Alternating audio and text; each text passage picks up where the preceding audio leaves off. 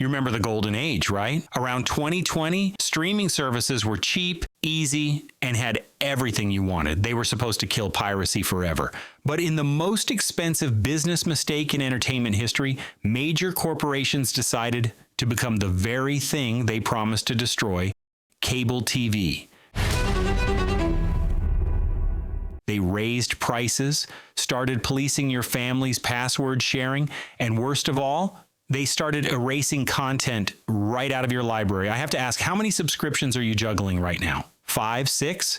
To watch everything your family wants, the monthly bill can hit $100 before you've watched a single episode. This corporate greed led to something impossible. Piracy is officially back.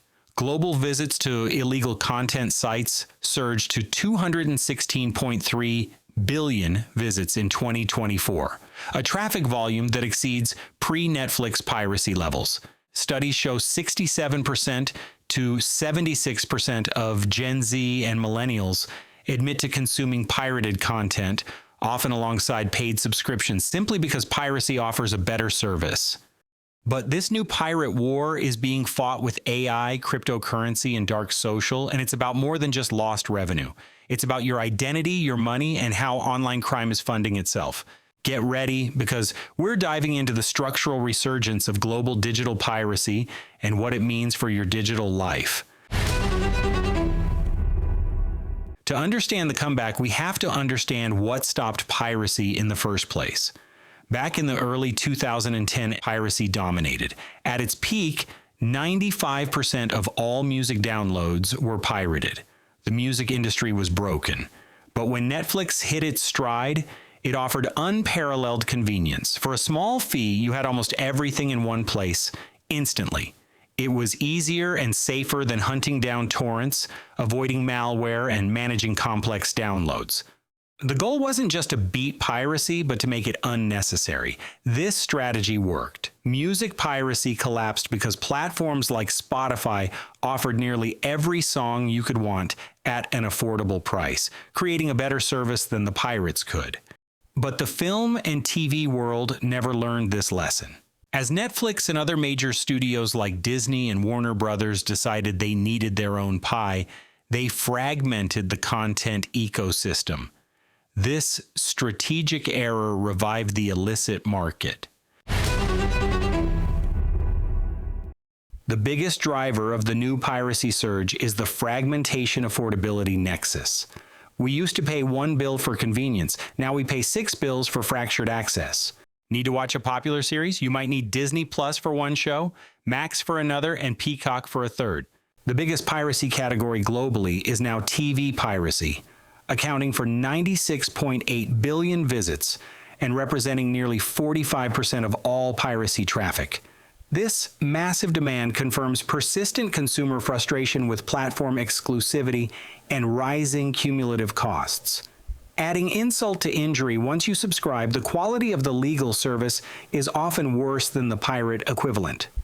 Pirated streams often boast actual 4K resolution and no compression. If fragmentation didn't send you back to the high seas, this definitely will. Content is vanishing. Major studios, like HBO Max, have started removing content entirely to claim them as business losses and enable tax write-offs, a process known as content impairment. This isn't just cutting unpopular filler. Critically acclaimed completed series are being erased from existence. Imagine trying to show a nostalgic cartoon to your kid only to find an empty page because the company decided that your son's entertainment was worth less than their quarterly profit margins. This deliberate content deletion turns the legal service into a revolving door, while pirate sites become the internet's permanent, reliable content library. The pirates have evolved. Modern piracy is overwhelmingly streaming-based, accounting for 80% of all online piracy, not old-school downloads. It's professionalized, operating as an illegal paid subscription model called illegal IPTV. Why pay pirates? Because the convenience and price are unbeatable. These services bundle thousands of live channels, on-demand content, and premium live sports for a fraction of the legal cost. They specifically prey on FOMO, the fear of missing out, on high-value, expensive events like championship games or UFC bouts locked behind massive paywalls. The result is industrial-scale theft, particularly in live sports. The U.S. alone suffers massive revenue leakage, with an estimated 4.2 billion pirated sports streams watched in 2024. This content leakage is so severe that leagues and rights owners are now demanding extreme security measures like forensic watermarking as a condition for distribution. Approximately 9 million broadband subscribers in the U.S. are paying for these illegal on-demand TV or IPTV services, directly funding criminal enterprises. How do these sophisticated pirate operations hide from law enforcement? They've abandoned public torrent sites for dark social. Decentralized networks like Telegram and Discord have rapidly become major content distribution hubs, favored for their high anonymity and encrypted messaging. Telegram, for example, is widely used to share pirated videos because it provides immediate, clean access, simplifying sharing and boosting perceived anonymity. This migration to closed, encrypted channels creates a scalability crisis for traditional enforcement, which relied on targeting centralized host servers. These IPTV services rely on cryptocurrency for monetization. Approximately 20% of pirate IPTV services now accept crypto, enabling anonymous cross-border transactions and money laundering.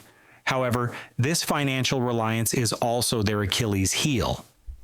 International law enforcement, like Europol, recently teamed up with crypto exchanges like Binance and Coinbase to trace over $55 million linked to illegal streaming services, proving that the pseudo-anonymous nature of blockchain is still trackable, allowing authorities to disrupt the pirate business model at its financial core. If you are a casual pirate, you need to understand that you are not just stealing content, you are engaging with sophisticated criminal operations that are happy to exploit you for profit. Piracy is a major vector for cybercrime and consumer harm. Look at these figures from the Digital Citizens Alliance. A stunning 72% of consumers who paid for pirate streaming subscriptions with a credit card experienced subsequent fraudulent charges. Even more alarming, 44% of individuals who frequently used piracy apps or sites became victims of identity theft, compared to only 10% of non-pirating users. Piracy sites are notorious for spreading malware and keyloggers, turning your desire for a free movie into a data breach. Piracy offers zero customer protection. If the site gets shut down or injects a virus, you have no recourse. You are dealing with criminals, not companies. For organizations, this risk translates into massive costs. Software piracy incidents often cost businesses $2.4 million per breach due to malware, requiring an average of 243 days to fully contain. The ultimate lesson of the streaming war is simple. Convenience and value always win. Piracy is a structural response to unmet demand. To fight back, the industry needs a multi-layered defense. They must integrate strong digital rights management, DRM, to prevent unauthorized access. But they also need forensic watermarking. Watermarking embeds unique invisible identifiers, like the user's ID or IP, into the stream. So if content is illegally screen recorded or leaked, the source can be instantly traced and blacklisted. 2. Financial disruption. Aggressively targeting the financial lifeblood of IPTV rings using crypto tracing tools must be prioritized over simple website takedowns. 3. Market competition. Most importantly, streaming companies must aggressively compete with the pirates' value proposition. This means adopting content bundling to reduce subscription overload, offering flexible tiered pricing, and ensuring simultaneous global releases to eliminate the pirates' timing advantage. If the legitimate industry can focus less on maximum margin and more on delivering the convenience and value that consumers crave, they can make piracy unnecessary once again. Until then, as long as companies betray their customers, those customers will continue to seek better service on the high seas. If this video exposed how your streaming subscriptions turned into the cable TV monster we all thought we beat, let us know.